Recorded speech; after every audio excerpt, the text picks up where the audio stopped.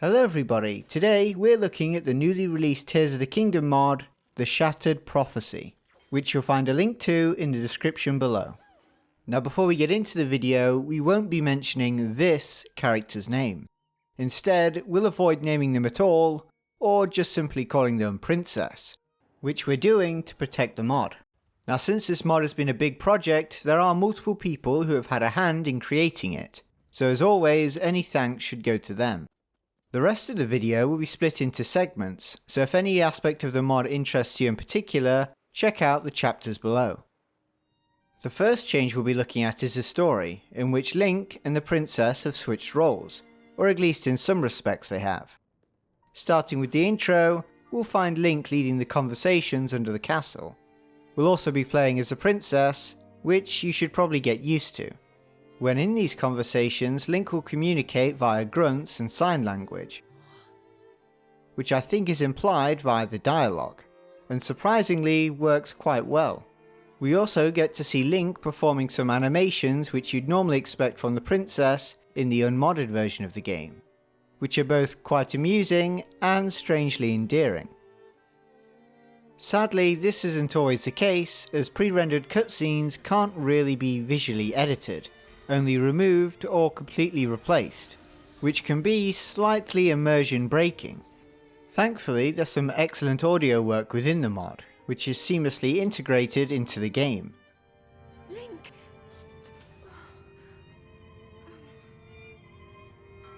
Zelda, finally awake.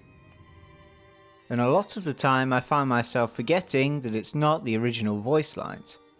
Once we jump off the small island that we awoke from, we're greeted by the nice new custom title card / logo, which are harder to make than they look. I know, I've tried. It can also be seen in the game's new start menu. Moving back to the dialogue for a second, we also get changes in text to suit our new protagonist, although I'm sure you've probably already noticed.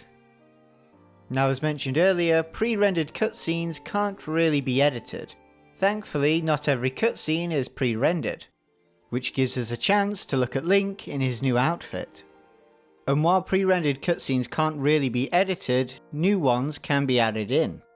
Or at least I think the new cutscenes are pre-rendered. Either way, they're still very welcome additions.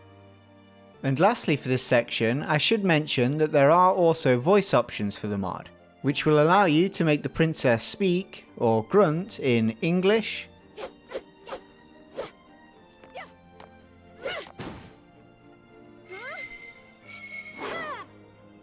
French,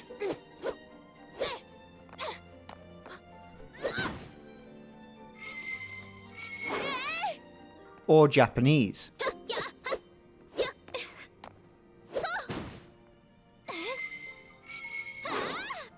Bear in mind, these options won't change the language of the game itself.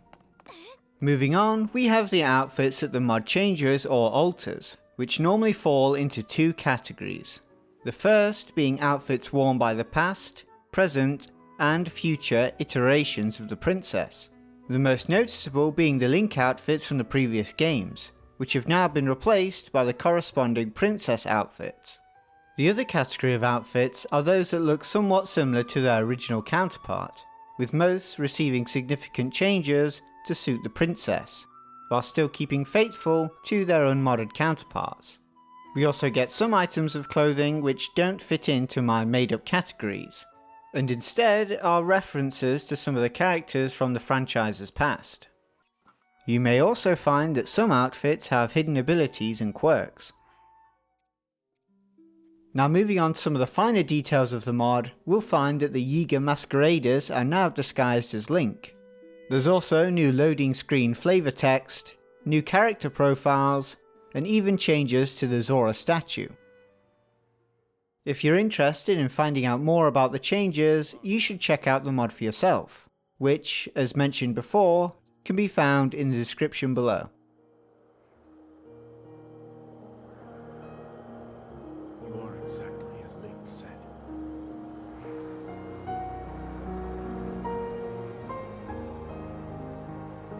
I've done everything I can for him. Now it is up to you.